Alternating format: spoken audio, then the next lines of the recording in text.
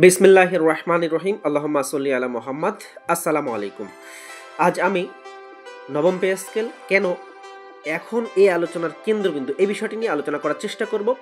দেখুন, 2025 সালের জুলাই থেকে সরকারি কর্মচারীদের জন্য একটি স্পেশাল বেনিফিট চালু হয়েছে। গ্রেড 1 থেকে 9 পাচ্ছে হচ্ছে 10% এবং গ্রেড 10 থেকে 20 পাচ্ছে হচ্ছে 15%। বেসিক বেতনের উপর অতিরিক্ত সুবিধা এই কার্যক্রম পে স্কেল সংস্কারের দাবিকে আরও তীব্র করেছে। কারণ এখনকার সময়ে যে দ্রব্যমূল্যের ঊর্ধ্বগতি, এই ঊর্ধ্বগতিতে নাভিশ্বাস ফেলছে বিশেষ করে 11 থেকে 20 গ্রেডের কর্মচারীরা। তো এখন তাদের জীবন জীবিকা নির্বাহ করা খুবই কঠিন।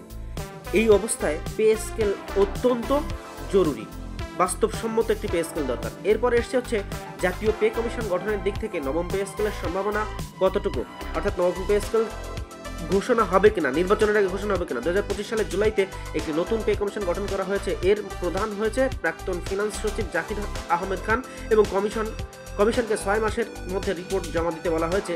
এর মাধ্যমে নবম পে স্কেল বাস্তবায়নের মঞ্চ তৈরি হয়েছে। অনেকেই বলছে 3 মাসের মধ্যেই হয়ে যাবে। এটি আসলে ভুয়া নিউজ বলে আমার মনে হয়।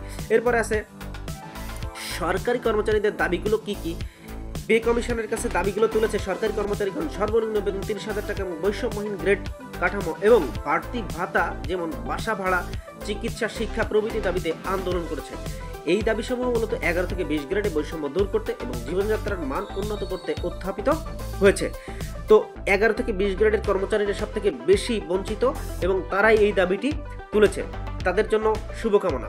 এরপরে হচ্ছে নবম পে স্কেলে কাঠামোগত সংস্কারের সম্ভাবনা। কাঠামোগত সংস্কার হবে কিনা। বর্তমান স্কেল অনুযায়ী গ্রেডে বিভাগ ও বৈষম্য বিদ্যমান। নতুন পে স্কেলে গ্রেড সংখ্যা কমিয়ে বেতন ও ভাতার সুষম বিন্যাস, টাইম স্কেল ও সিলেকশন গ্রেড পুনর্বহাল এবং সকল কর্মচারীর জন্য সুবিচার নিশ্চিত করতে বলা হচ্ছে। অর্থাৎ আগে যে টাইম স্কেল এবং সিলেকশন গ্রেড ছিল সেটি আবার ফিরিয়ে দেওয়ার কথা বলা হচ্ছে এবং নিয়মিততে যারা ইনক্রিমেন্ট বন্ধ আছে, যাদের ইনক্রিমেন্ট বন্ধ রয়েছে তারা যেন ইনক্রিমেন্ট পায়, অর্থাৎ বৈষম্যহীন একটা পে স্কেল তারা যাচ্ছে। এরপরে রয়েছে আপনার দেখেন বিদ্যমান পে স্কেল বনাম প্রত্যাশিত নবম পে স্কেল।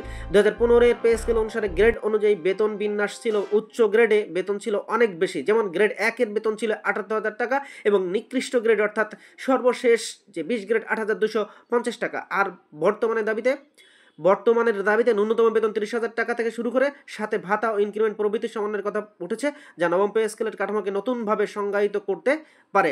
অর্থাৎ এই যে দাবি, বর্তমান সময়ের যে দাবি কর্মচারীদের, বিশেষ করে 11 থেকে 20 গ্রেড, এই 11 থেকে 20 গ্রেডের কর্মচারীদের দাবিকে বিশেষভাবে বিবেচনায় নিয়ে এই কমিশন কাজ করবে বলে আমাদের আশা রয়েছে। যদি কাজ না করে তাহলে সেটি বৈষম্যযুক্ত হবে, বৈষম্যহীন হবে না। সবাই ভালো থাকুন, সুস্থ থাকুন। আল্লাহ হাফেজ।